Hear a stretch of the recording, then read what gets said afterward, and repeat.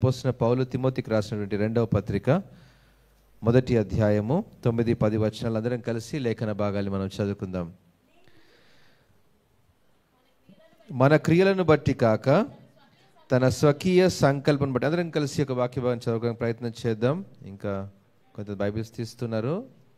నూతన నిబంధన గ్రంథం నుండి 194వ పేజీ, 2 తిమోతి 1:9-10. మన క్రియలను బట్టి కాక తన స్వకీయ సంకల్పమును బట్టి అనాది కాలముననే క్రీస్తు యేసునందు మనకు అనుగ్రహింపబడినదియు, క్రీస్తు యేసును మన రక్షకుని ప్రత్యక్షత వలన బయలుపరచబడి అది అయినా తన కృపను బట్టి మనల్ని రక్షించి పరిశుద్ధమైన పిలుపుతో ఆయన మనలను పిలిచెను.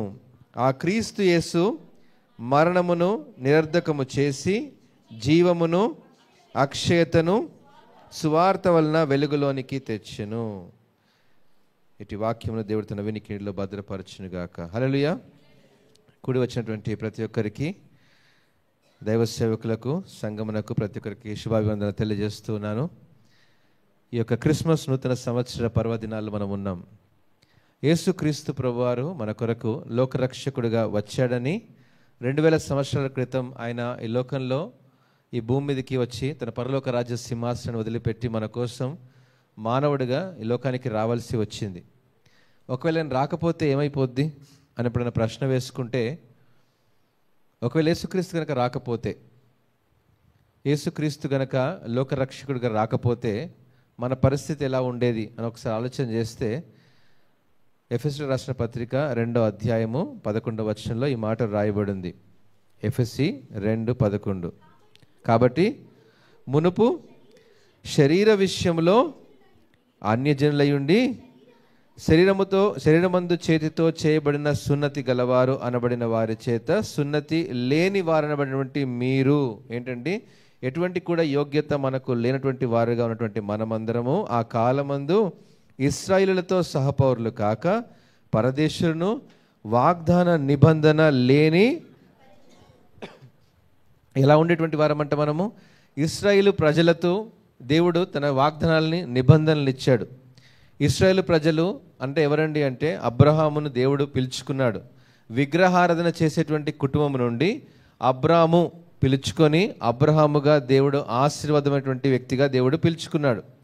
ఈరోజు ఎంతోమందిని అన్యుల కుటుంబం నుంచి దేవుడు పిలుచుకున్నాడు, ప్రేమతో పిలుచుకున్నాడు, ప్రేమించి పిలుచుకున్నాడు. నిన్ను ప్రేమిస్తున్నానని చెప్పి నేను దేవుణ్ణని నీకు బయలుపరుచుకున్నాడు. అబ్రహామును కూడా అలానే పిలుచుకున్నాడు. పిలుచుకొని అన్నాడు, నిన్ను గొప్ప జనాంగంగా చేస్తానని అబ్రహాముకు ఇస్సాకునిచ్చాడు. ఇస్సాకు ద్వారా యాకోబును, యాకోబుకు 12 మంది బిడ్డలుగానటువంటి 12 మంది గోత్రాలుగా చేసిన ఇశ్రాయేలుగా దేవుడు మార్చుకున్నాడు. ఆ ఇశ్రాయేలు ప్రజలతో మనము సహవారసులం అంటే కానే కాదు. ఎందుకంటే మనం ఆ గోత్రంలో పుట్టలేదు, ఆ యొక్క దేశంలో మనం పుట్టలేదు, ఆ వంశంలో మనము పుట్టలేదు.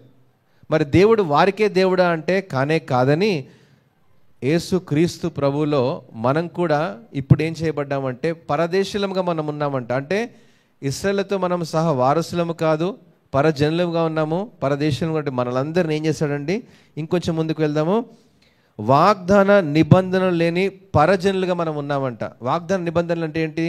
పరిశుద్ధ గ్రంథంలో 2 భాగాలు ఉంటాయి, పాత నిబంధన, క్రొత్త నిబంధన. పాత నిబంధన ఇశ్రాయేలు ప్రజలకు ధర్మశాస్త్రంగా దేవుడు ఇచ్చాడు. 613 ఆజ్ఞలను ఇచ్చాడు. ఏ రీతిగా ఈ లోకంలో మీరు జీవించాలి, నైతికంగా మీరు జీవించాలి, ఎటువంటి క్రియలు చేయాలి, ఎలా చేయకూడదు అని 613 ఆజ్ఞలు ఇచ్చాడు. 248 ఆజ్ఞలు ఏ రీతిగా మనము పాటించాలి అని చెప్తూ 365 ఆజ్ఞలు ఏవైతే చేయకూడదో ఒక ధర్మశాస్త్రంగా ఇచ్చాడు. మనందరికీ తెలిసినటువంటి 10 ఆజ్ఞలు కదండి. ఆజ్ఞలు, కట్టడలు, విధులు వారి మధ్యలో పెట్టి నేను యెహోవానైనటువంటి దేవుడను, సర్వశక్తి గల దేవుడని వారికి చెప్పి ప్రతి దినము వారిని పాటించేటువంటి వారిగా మీరు జీవించాలని చెప్పాడు. అది పాత నిబంధన గ్రంథం.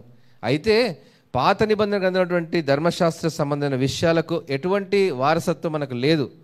ధర్మశాస్త్రం మనకు ఆపాదించబడదు. ధర్మశాస్త్రం ఎవరికండి? కేవలం ఇశ్రాయేలు ప్రజలకు మాత్రమే ధర్మశాస్త్రంగా ఇవ్వబడింది. అందుకే అపోస్తలుడైన పౌలు రోమీయులకు రాసిన పత్రిక 3వ అధ్యాయము 20వ వచనంలో ఒక చక్కని మాట రాయబడింది.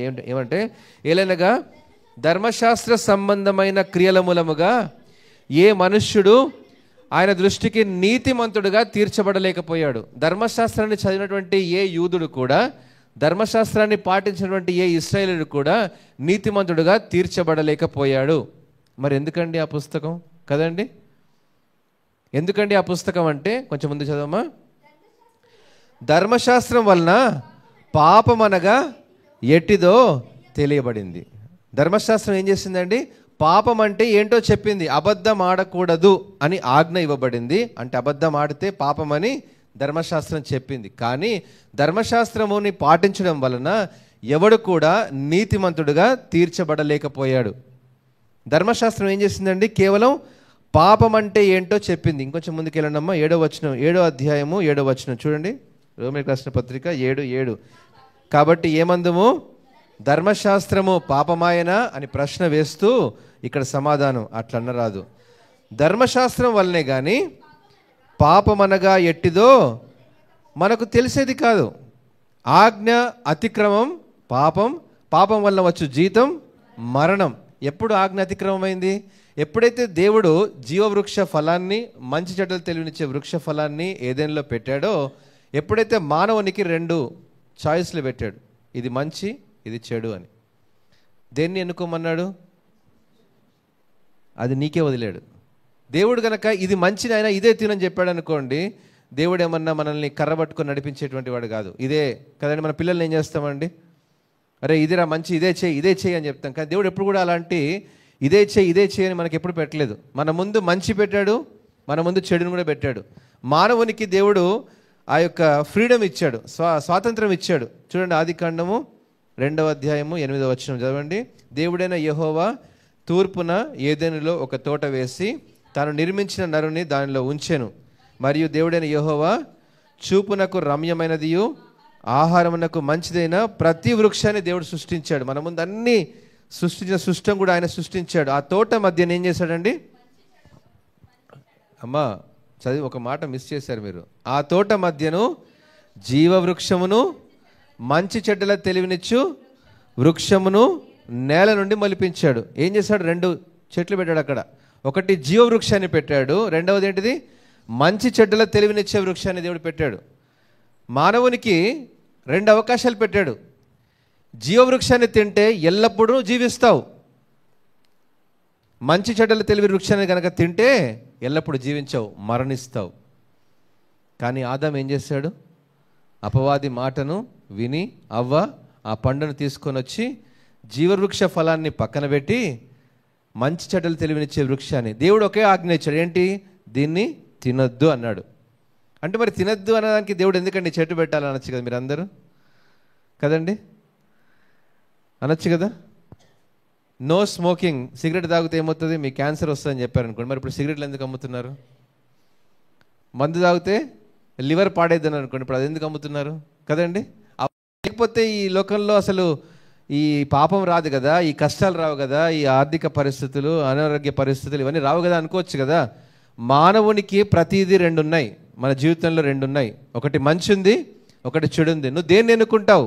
దేవుడు నీకే వదిలేశాడు. నువ్వు మంచిని ఎన్నుకుంటావా? జీవవృక్ష ఫలాన్ని తింటావా? ఎల్లప్పుడూ నువ్వు జీవించేటువంటి భాగ్యాన్ని పొందుకుంటావు. నువ్వు చెడును ఎన్నుకుంటావా? ఒకనాడు అంటే చెడును ఎన్నుకున్నటువంటి మానవుడు ఆజ్ఞను అతిక్రమించాడు. ఆజ్ఞ అతిక్రమించడం వల్ల ఏం జరిగింది? పాపం వచ్చింది. పండులో ఏం లేదండి. దేవుడు తయారు చేసినటువంటి ప్రతి సృష్టిలో సమస్తం మంచిగానే దేవుడు చేశాడు. కానీ దేవుడు పెట్టాడు ఏంటంటే ఇది చెయ్యకూడదు అని చెప్పాడు, అది చెయ్యొద్దు అంటే పాపం, అంతే. పండులో ఏం పాపం లేదు, పండు తినడం వల్ల ఏం పాపం లేదు. ఏదైతే చేయకూడదు, అబద్ధం ఆడకూడదు అంటే అబద్ధం ఆడకూడదు అంతే. వ్యభిచరింపవద్దు అంటే వ్యభిచరింపవద్దు, దొంగిలవద్దు అంటే దొంగిలవద్దు అనేటువంటి కొన్ని ఆజ్ఞలను మన మధ్యలో పెట్టాడు. ఆజ్ఞను అతిక్రమించడం వల్ల పాపం వచ్చింది. పాపం వల్ల వచ్చే జీతం ఏమైంది? మరణం. అంటే జీవించేటువంటి ఆ యొక్క అక్షయతైనటువంటి ఫలాన్ని తినకుండా మానవుడు ఏం చేశాడు? మరణానికి అప్పచెప్పబడ్డాడు. ఆ మరణం ఆదాము నుండి సంక్రమించి అనేక మానవుని రీతిగా ఆ యొక్క గుణగణాలు, లక్షణాలు మనందరికీ కూడా సంక్రమించడం ద్వారా ఏమైంది? పాపము ప్రతి మానవునిలో ప్రవేశించడం జరిగింది. అప్పుడు యేసుక్రీస్తు ప్రభువారు ఈ లోకానికి రావాల్సి వచ్చినటువంటి విధం ఎందుకు అండి అంటే, ఇప్పుడు మనం ఎఫెసీయులకు రాసిన పత్రిక ఆ 2వ అధ్యాయంలో మనం చదువుతున్నాం.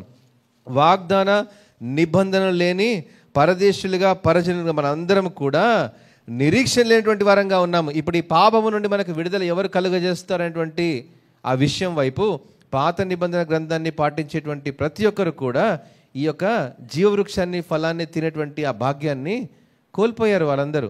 అందుకే పాత నిబంధన గ్రంథం ఏం చేసింది? పాపమనగా ఎట్టిదో తెలియజేసింది, కానీ పాపము నుండి విముక్తి చేయలేకపోయింది.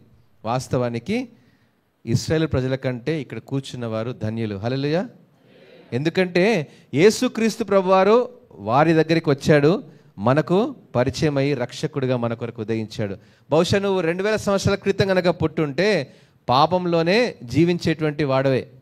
కానీ 2024లో సజీవ లెక్కలో దేవుడిని నుంచాడు అంటే యేసుక్రీస్తు అనే రక్షకుడు మనకు ఉదయించి ఆ పాపమనగా ఎట్టిదో తెలిసిన ధర్మశాస్త్రము నుండి పాపము నుండి విడుదల చేసి ఆ నిరీక్షణ మనకిచ్చాడు. హల్లెలూయా.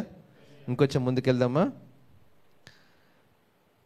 పరదేశులను, వాగ్దాన నిబంధన లేని పరజనులను, నిరీక్షణ లేని వారును, లోకమందు దేవుడు లేనటువంటి వారుగా జీవించినటువంటి మనందరికీ ఆయన దేవుడిగా మనకు పరిచయం చేసుకున్నాడు. నేనే మార్గము, సత్యము, జీవమని ఆయన మార్గాన్ని, సత్యాన్ని, సత్యం అంటే ఏంటండి? అబద్ధము కానిది, అబద్ధము అనేటువంటి మన జీవితాన్ని సత్యం వైపు నడిపించాడు. నేనే మార్గం, సత్యం, జీవమై ఉన్నాడు. ఆయన మరణము నుండి జీవములోనికి తీసుకొని వచ్చాడు. అందుకే ఇప్పుడు మనం 2వ తిమోతి కొంచెం ముందు చదవమా, ఇంకొంచెం ముందు చదవమా, ఆ యొక్క 13 చదవండి. అయినను మునుపు దూరస్తులైన మీరు ఇప్పుడు క్రీస్తు యేసునందు క్రీస్తు రక్తం వలన ఇప్పుడు ఏమయ్యాం? మనము సమీపస్తులం. యేసుక్రీస్తు గనక యేసుక్రీస్తు ఎప్పుడు పుట్టాడు అన్న దానికంటే ఎందుకు పుట్టాడు అన్నదే ప్రాముఖ్యమైనటువంటి వాళ్ళారా. యేసుక్రీస్తు ప్రభువారు ఎప్పుడు పుట్టాడు అన్నదానికంటే ఎందుకు పుట్టాడన్ననే మనం తెలుసుకోవడం మన జీవితం యొక్క పరమార్థం. మన జీవితంలో యేసుక్రీస్తు ప్రభువు యొక్క పుట్టుక అంటే నా కోసం పుట్టాడు, నా కోసం మరణించాడు, నా కోసం సమాధి చేయబడ్డాడు, నా కోసం తిరిగి లేచాడని తెలుసుకోవడమే నిజమైన క్రిస్మస్. ఆయన పుట్టాడు అన్న దగ్గర స్టోరీ ఆగిపోయిందని, కథ ఆగిపోయింది అనుకోండి, ఎటువంటి ప్రయోజనం లేదు. ఆయన పుట్టడం వలన మాత్రమే కాదు, కానీ ఆయన జన్మించి మన కొరకై మరణించడానికి జన్మించాడని తెలుసుకోవడమే ఇక్కడ అపోస్తలుడైన పౌలు తిమోతికి రాసినటువంటి ఆ 2వ పత్రిక 9వ వచనం అంటాడు, మన క్రియలను బట్టి కాక ఏంటంటే మన క్రియలను బట్టి కాక. ఒక్కొక్క పదాన్ని నేను మీకు వివరిస్తాను, దయచేసి జాగ్రత్తగా గమనించండి.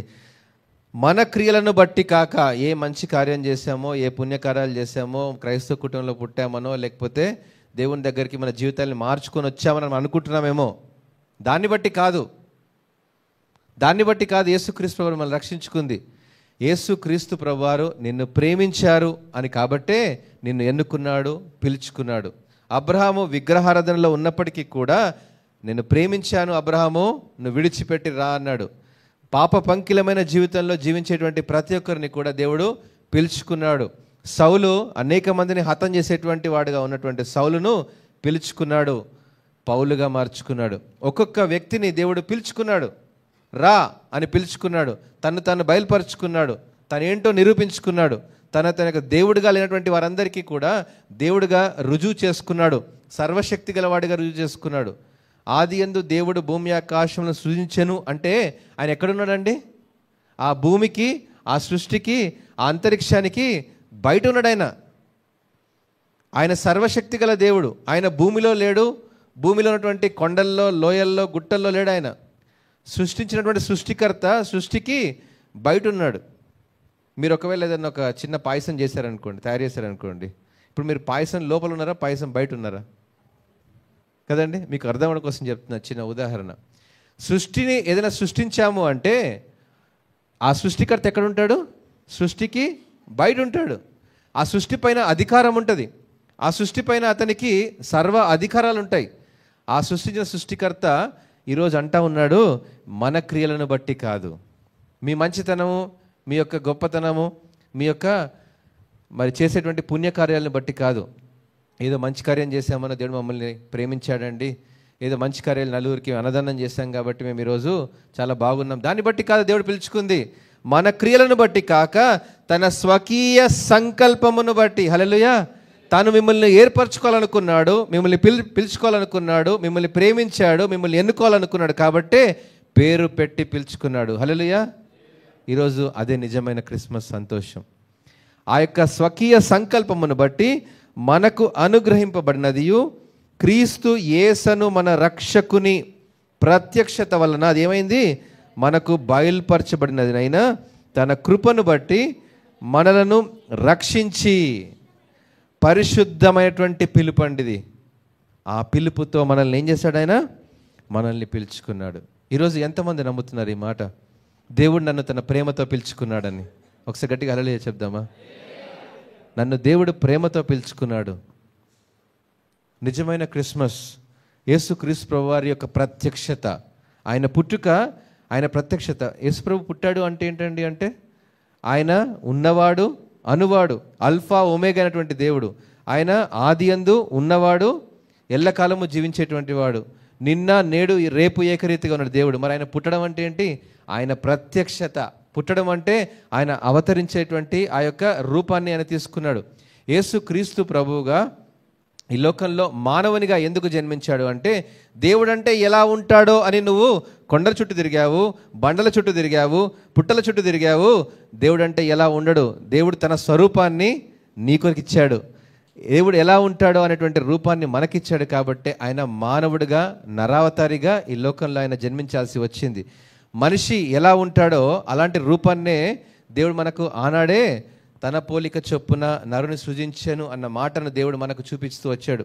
నరుని ముఖాన్ని కలిగినటువంటి దేవుడు ఈ లోకంలో మనిషి ఎలా జీవిస్తాడో అలానే పుట్టి, అలానే ఆయన జీవించి 33.5 సంవత్సరాల లోకంలో జీవించి, మనిషి ఎలా మరణిస్తాడో దానికంటే భయంకరమైన శిలువ మరణాన్ని అతడు పొంది, ఆ మరణము పాతి పెట్టబడి, మనం ఎలా అయితే పాతి పెట్టబడతామో అలానే పాతి పెట్టబడిన తర్వాత అంతవరకే కాదు మన జీవితం అని చెప్పడానికి యేసుక్రీస్తు ప్రభువారు ఆ మరణాన్ని జయించి తిరిగి లేచి అంటా ఉన్నాడు. కొంచెం ముందు చదవండమ్మా. ఆ క్రీస్తు యేసు మరణమును నిరర్ధకము చేసి, హల్లెలూయా, అంటే మరణాన్ని కొట్టివేశాడు.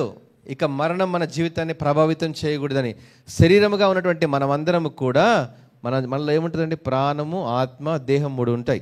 మనలో ఉన్నటువంటి ఈ యొక్క మట్టితో చేసిన శరీరము మరలా మట్టికి అప్పజెప్పబడుతుంది. కానీ మనలో ఉండేటువంటి జీవము అనగా ప్రాణము దేవుడిచ్చేటువంటి శ్వాస కాబట్టి అది మరలా దేవుని దగ్గరికి వెళ్ళాలి అనేటువంటిదే మన మరణం నుండి తప్పించబడేటువంటి ఆ యొక్క అక్షయత. అందుకే మరణమును నిరర్ధకము చేసి అని రాయబడింది. యేసుక్రీస్తు కనుక ఈ లోకానికి కనుక రాకపోతే మనము మరణించేటువంటి వారమే, ఎప్పుడు శాశ్వతంగా మరణించేటువంటి వారమే. యేసుక్రీస్తు ఈ లోకానికి వచ్చాడు కాబట్టే, ఆయన రక్షకుడిగా వచ్చాడు కాబట్టే, మనల్ని రక్షించడానికి వచ్చాడు కాబట్టే, ఈరోజు ప్రేమతో నిన్ను పిలుచుకున్నాడు కాబట్టే ఆయన ఉద్దేశం ఏంటి చూడండి, కొంచెం ముందు చూడమ్మా. మరణమును నిరర్ధకము చేసి ఏమి ఇచ్చాడు? జీవమును, అక్షయత. దేనివల్ల ఇచ్చాడు? సువార్త వలన వెలుగులోనికి తీసుకుని వచ్చాడు. హల్లెలూయా. పాస్టర్ గారు చెప్తున్నారు కదా, మనము ఆ ప్రాంతానికి వెళ్ళి సువార్తను ప్రకటించాలి. బుద్వేల్ ప్రాంతంలో సువార్తను ప్రకటించాలి, ఆరాం గారి ప్రాంతంలో సువార్త ప్రకటించాలి, హైదరాబాద్ ప్రాంతంలో సువార్త అంటే ఏంటిది? సువార్త అంటే యేసు క్రీస్తు అనే రక్షకుణ్ణి పరిచయం చేయడం. ఇది మతం కాదు, మార్గం అని తెలియజేయడమే. ఎందుకంటే వారికి ఏం కావాలంటే జీవము, అక్షయత. ఏ యొక్క అక్షయమైనటువంటి ఆ చెట్టును తినకుండా మానవుడు పాపం అనేటువంటి వైపు మళ్లించబడ్డాడో మరలా యేసుక్రీస్తు ప్రభులో ఆ అక్షయతనివ్వడానికి దేవుడు ఈరోజు మనల్ని ప్రేమతో పిలుచుకున్నాడు. వెలిగించబడినటువంటి మనమందరం కూడా అనేకుల్ని వెలిగించేటువంటి వారంగా ఉండాలని, ఈరోజు మనం పొందుకున్నటువంటి ఆ యొక్క రక్షణను అనేకులకు రక్షించేటువంటి వారంగా, సాధనాలుగా దేవుడు నన్ను కూడా ఏర్పరచుకున్నాడు. ఈరోజు నేనొక్కడిని మాత్రమే కాదు, ఈరోజు దేవుని యొక్క సేవకులు మాత్రమే కాదు, ఈ యొక్క బాధ్యత మనందరిది. ఈ గొప్ప రక్షణ అనుభవించేటువంటి మనమందరం కూడా జీవము, అక్షయత. చదవనమ్మ కొంచెం ముందుకి. ఆ క్రీస్తు యేసు మరణమును నిరర్ధకము చేసి జీవమును, అక్షయతను సువార్త వలన వెలుగులోనికి తీసుకొని వచ్చాడు. చీకటి నుండి, మరణ ఛాయల నుండి వెలుగులోనికి, అనగా ఆశ్చర్యకరమైనటువంటి వెలుగులోనికి దేవుడు తన గుణాతిశయాన్ని బట్టి మనల్ని పిలుచుకున్నాడండి. ఒకనాడు చీకట్లో ఉన్నాం, ఒకనాడు మరణం అనేటువంటి దాని మీద మన కాడి క్రింద మనం ఉన్నాం. మరణం మనల్ని ఏలుతూ ఉంది. పాపం అనగా ఎట్టిదో ధర్మశాస్త్రం చెప్పింది, కానీ పాపము నుండి విడుదల చేయలేకపోయింది ఆ ధర్మశాస్త్రం. కానీ ఈరోజు మనకిచ్చినటువంటి భాగ్యం ఏంటండి అంటే, హెబ్రీయులకు రాసిన పత్రిక 10వ అధ్యాయము 9, 10, 11 చదవండి అమ్మా ఎవరైనా. ఆయన చదవండి అమ్మా. దేవుని యొక్క చిత్తాన్ని నెరవేర్చడానికి యేసుక్రీస్తు ప్రభువు వచ్చారని రాయబడింది. ఇక్కడ ఏం రాయబడింది అంటే, ఇవన్నీ ధర్మశాస్త్రము చొప్పున అర్పింపబడుచున్నవి. ఏంటంటే, ఆ రెండవ దానిని స్థిరపరచుటకు మొదటి దానిని కొట్టివేయుచున్నాడు. ఏంటిది? నూతన నిబంధన కాలంలో ఉన్నటువంటి మనందరి కోసము పాత నిబంధన కాలంలో ఉన్నటువంటి ఏ శిక్ష అయితే ఉందో, పాపం వల్ల వచ్చు జీతం ఏదైతే మరణం ఉందో, ఆ మరణం సంక్రమైనటువంటి మనందరి జీవితాలను ఏం చేశాడు ఆయన? కొట్టివేశాడు. కొట్టివేశాడంటే పాత నిబంధనని కొట్టివేయలే ఆయన.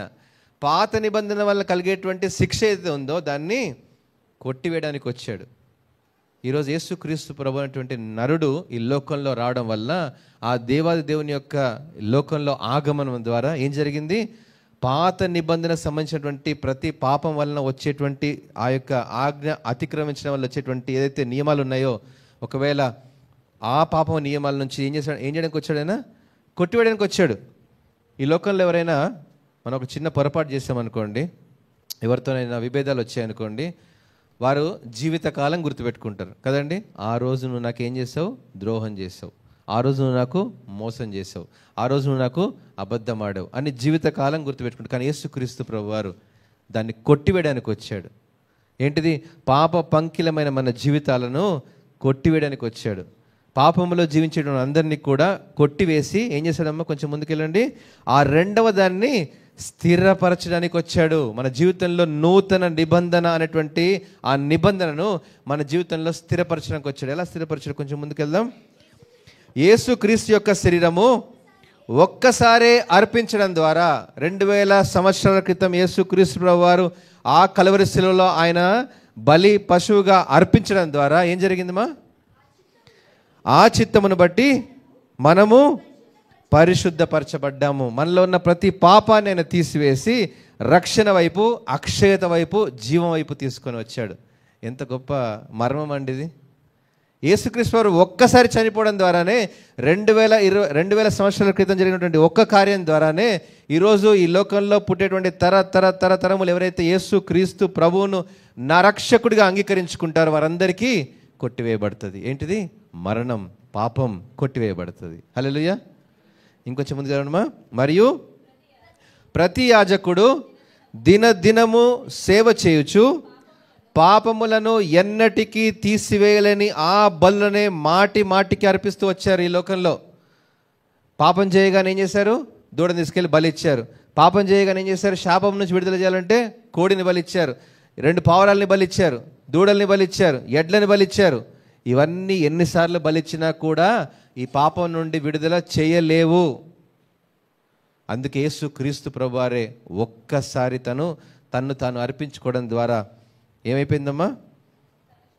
ఈయన అయితే పాపముల నిమిత్తమై సదాకాలము నిలుచు ఒక్క బలిని అర్పించి అప్పటి నుండి తన శత్రువులు తన పాదపీఠములుగా చేయ వరకు కనిపెట్టుచు దేవుని కుడి పార్శ్వమున ఆసీనుడై ఉన్నాడు. హల్లెలూయా. యేసుక్రీస్తు ప్రభువారు ప్రతిదినం మన కోసం విజ్ఞాపన చేస్తున్నాడు. నిన్నటి దినమున ఈ లోకాన్ని విడిచిపెట్టినటువంటి వారు మనకంటే గొప్పవారే, మనకంటే ప్రభావవంతులే, మనకంటే మంచివారే. కానీ ఇంకా మనల్ని సజీవ లెక్కలో ఎందుకు ఉంచాడు అంటే, ఈరోజు తండ్రితో మనతో విజ్ఞాపన చేస్తున్నాడు. ఓ, ఈ బిడ్డను నేను ప్రేమిస్తున్నాను, ఇంకో దినం ఉండని. ఎందుకు?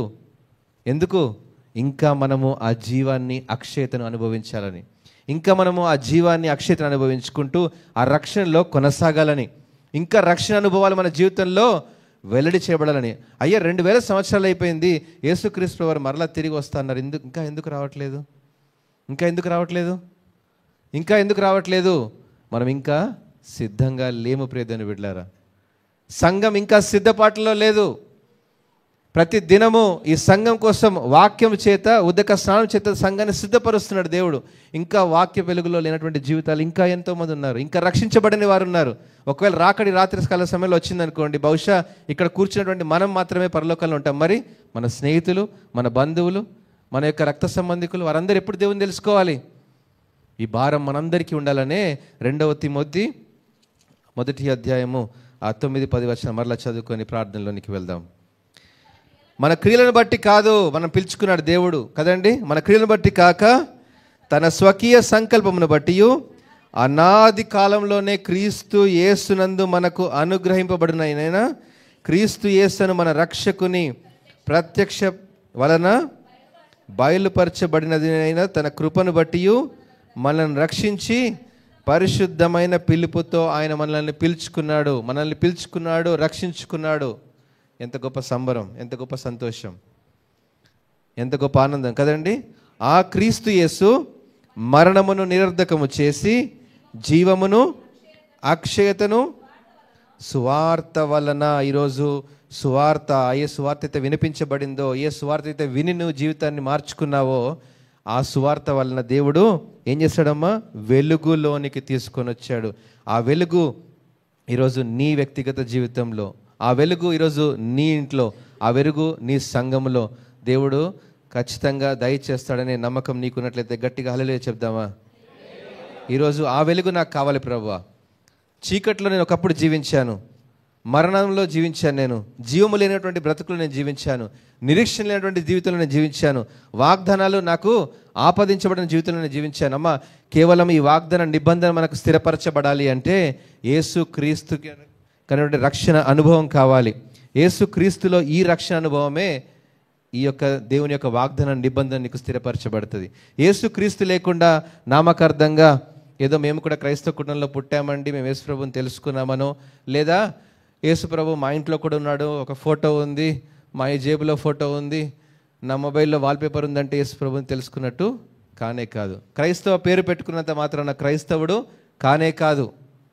యేసు క్రీస్తును నా సొంత రక్షకునిగా, నా కొరకు ఇమ్మానుయేలుగా పుట్టాడని, నన్ను వెలిగించడానికి చీకటి నుండి వెలుగులోనికి నడిపించేటువంటి క్రీస్తుగా ఈ లోకానికి వచ్చాడనే రక్షకునిను గనక అంగీకరించేటువంటి రక్షణ పొందుకున్నప్పుడే పరిశుద్ధ గ్రంథమైనటువంటి ప్రతి నిబంధన, పరిశుద్ధ గ్రంథమైనటువంటి ప్రతి లేఖన భాగము, పరిశుద్ధ గ్రంథం ప్రతి లేఖనానుసారమైన సత్యం మన జీవితంలో ఆపాదించబడుతుంది.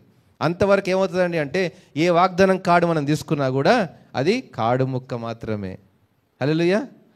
ఎన్ని క్యాలెండర్లు కొని మన వాక్యాన్ని చదివినా అది మనకి ఎప్పుడు కూడా ఆపాదించబడదు.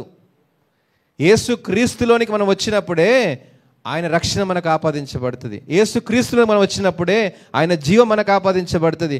యేసు క్రీస్తు మన జీవితంలో ఉన్నప్పుడే మరణమును నిరర్ధకము చేయబడిన అక్షయత వైపు దేవుడు తీసుకుని వెళ్తాడు. ఈరోజు మన విశ్వాస జీవితంలో ఈ క్రిస్మస్ అనేటువంటి పండుగ ఆచారరీతిగా కానే కాదు, కానీ యేసు క్రీస్తు ప్రభు ఎప్పుడు పుట్టాడన్న దానికంటే ఎందుకు పుట్టాడని తెలుసుకోవడమే మన నిజమైనటువంటి క్రిస్మస్. హల్లెలూయా. నూతన సంవత్సరానికి అడుగు పెడుతున్నాం.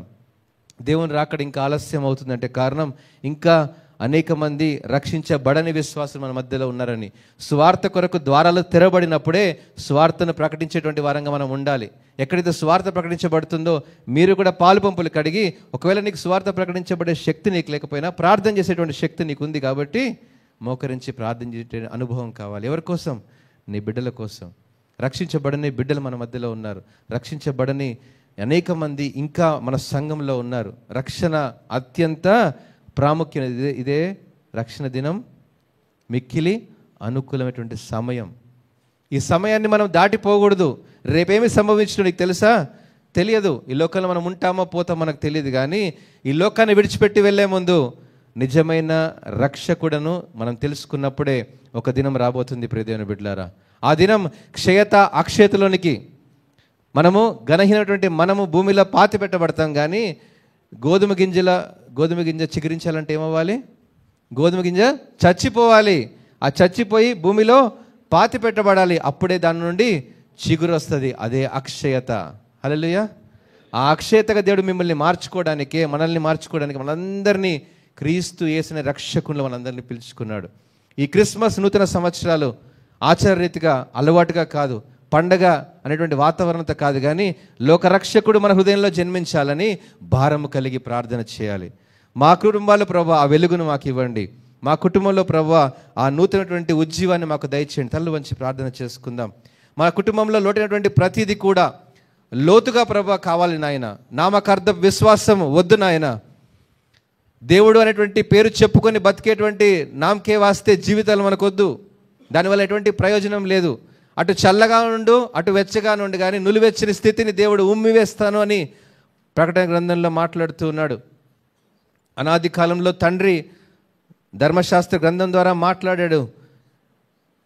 కుమారునిగా మన మధ్యలో జీవించి ఎలా జీవించాలో మన కొరకై జీవించి చూపించాడు. నైతికత అయినటువంటి జీవితాన్ని జీవించాలని, అక్షయతలోనికి మనం నడిపించబడాలని ఈరోజు సంఘములతో ఆత్మ చెప్పుచున్న మాట చెవి గలవాడు వినుగాక. ఎవరైతే వింటూ ఉన్నారో, ఎవరి చెవుల్లోనికి నా స్వరం వినబడుతుందో ప్రియదేవుని బిడ్డలారా, లోతైన విశ్వాస అనుభవాలు కావాలి, లోతైన రక్షణ అనుభవం కావాలి, లోతుగా జీవించేటువంటి యేసు క్రీస్తుతో నడవడి కావాలి. నామకార్థపు విశ్వాసం కనుక ఉన్నట్లయితే ఈ క్రిస్మస్ నూతన సంవత్సరంలో మరొకసారి దాన్ని జ్ఞాపకం చేసుకొని, ప్రభువా నన్ను క్షమించు ప్రభువా, దేవుని దగ్గరికి ప్రాధేయపడినప్పుడు దేవుడు దాన్ని కొట్టివేయడానికి వచ్చాడు. పాపములో జీవిస్తున్నావేమో, మరణంలో జీవిస్తున్నావేమో, చీకటిలో జీవిస్తున్నావేమో, యేసు క్రీస్తు నీకు రక్షకుడిగా ఈ లోకంలో ఉదయించాడు. రక్షణ లేకుండా నువ్వు జీవిస్తావా? ఎంతకాలం? బాప్తిసం లేకుండా, రక్షణ అనుభవం లేకుండా పరలోక రాజ్యం నువ్వు చేరాలనుకుంటున్నావేమో. పుణ్యకార్యాల వల్ల కాదు, మంచి కార్యాల వల్ల కాదు, నీతిమంతులుగా మనం ఎన్నడూ కూడా చేయబడలేము. ప్రియ దేవుని బిడ్డలారా, ధర్మశాస్త్రం మనల్ని నీతిమంతులుగా చేయలేకపోయింది, కానీ కేవలం యేసు క్రీస్తు ప్రభువారు ఒక్కసారి కలువరిలో మరణించడం ద్వారా, యేసు రక్తము ప్రతి పాపము నుండి మనల్ని పవిత్రులుగా చేయబడిన నమ్ముతావో, that is the assurance in salvation. రక్షణలో ఆ యొక్క నిరీక్షణ నీకు ఆపాదించబడుతుంది. ఇటు రక్షణను నిర్లక్ష్యం చేసుకుంటావా, వ్యర్థం చేసుకుంటావా? రక్షణ పొందుకున్న మనము ఆ రక్షణ ఇతరులకు తెలియజేయకుండా నిర్లక్ష్యం చేసుకొని మన స్నేహితుల్ని, మన బంధువుల్ని, మన బిడ్డలు, అమ్మ ఇంకా బిడ్డలు రక్షణలోనికి లేరేమో, తల్లిగా తండ్రిగా బాధ్యత నీదే. సంఘంలో ఇంకా రక్షించబడిన విశ్వాసులు ఉన్నారేమో, వారు రక్షించుకునేటువంటి మోకాళ్ళ ప్రార్థన జీవితం కావాలి. వ్యక్తిగత ప్రార్థన, కుటుంబ ప్రార్థన గనక నువ్వు కట్టుకోలేకుండా దినదినం గడిచిపోతుందేమో. దేవుడు చూస్తున్నాడు, ఇంకా సజీవుల లెక్కలో ఉంచాడు అంటే ఏంటి తెలుసా? ఆయన కృప మాత్రమే, ఆయన కృప మాత్రమే. ఇంకా రక్షించబడని మన జీవితాలు రక్షించబడాలని, రక్షణ లేని వారికి రక్షణ ఇవ్వాలని దేవుడు తన సంకల్పాన్ని, తన చిత్తాన్ని మనందరిలో నెరవేర్చుకోవడానికి ప్రతి దినం తండ్రి కుడిపార్శ్వమున కూర్చొని ప్రయాస పడుతూనే ఉన్నాడమ్మా. వాక్యము చేత, ప్రార్థన చేత సంఘాన్ని బలపరుస్తూనే ఉన్నాడు. ఇంకా వెనకంజ వేయొద్దు అని. గడిచినటువంటి వారం దేవుడు మమ్మల్ని సజీవ లెక్కలో ఉంచాడని నువ్వు విర్రవీగిపోతున్నావేమో, కానీ రక్షణలో లేవని దేవుడు అనుదినం బాధపడుతూనే ఉన్నాడు. రక్షణలో లోతైన అనుభవాలు కావాలి. నీ వ్యక్తిగత ప్రార్థన జీవితం ఎంత ఉంది? ప్రతి దినము మనము ఉద్యోగం కోసం, వ్యాపారం కోసం, మన బిడ్డల కోసం, ఇదిగో ఆహ్లాదకరమైన ఆనందం కోసం ఎంత వెచ్చిస్తున్నాం, కానీ దేవునికి ఎంత సమయాన్ని వెచ్చిస్తున్నావు? ప్రార్థన వాక్యం మన జీవితం, ప్రార్థన వాక్యం మన జీవన శైలిగా మారిపోవాలి. అదే మన జీవితం. Unless and until prayer becomes your life style, you cannot change your life to Christ. క్రీస్తులో నీ జీవితంలో ప్రార్థన నీ జీవన శైలిగా మారిపోవాలి. ప్రతి దానికోసం ప్రార్థనలో కనిపెట్టుకోవాలి. అనారోగ్యం వచ్చిందా, అస్వస్థ వచ్చిందా, ఆర్థిక సమస్య వచ్చిందా, మోకరించి కుటుంబం అంతా ప్రార్థిస్తే ఆయన సజీవుడమ్మా, ఆయన వింటాడు. జీవముగల దేవుడు నీ ప్రార్థన వింటాడు. ప్రార్థన వినే దేవుడు ఆయన. ప్రియ దేవుని బిడ్డలారా, కనీసం ఇప్పటి నుంచి అయినా సరే ఏదైతే కోల్పోయామో, ఏదైతే వదిలిపెట్టామో, ఏదైతే మర్చిపోయామో దాన్ని తిరిగి కట్టుకునేటువంటి వారముగా ఈ లోక రక్షకుడు ఉదయించినటువంటి దినములలో దాన్ని జ్ఞాపకం చేసుకుంటూ మరలా విడిచిపెట్టకుండా దేవుని కృపకు పాత్రలముగా ప్రతి ఒక్కరిని దేవుడు ఆస్వాదించుగాక. ప్రార్థన చేసుకుందాం.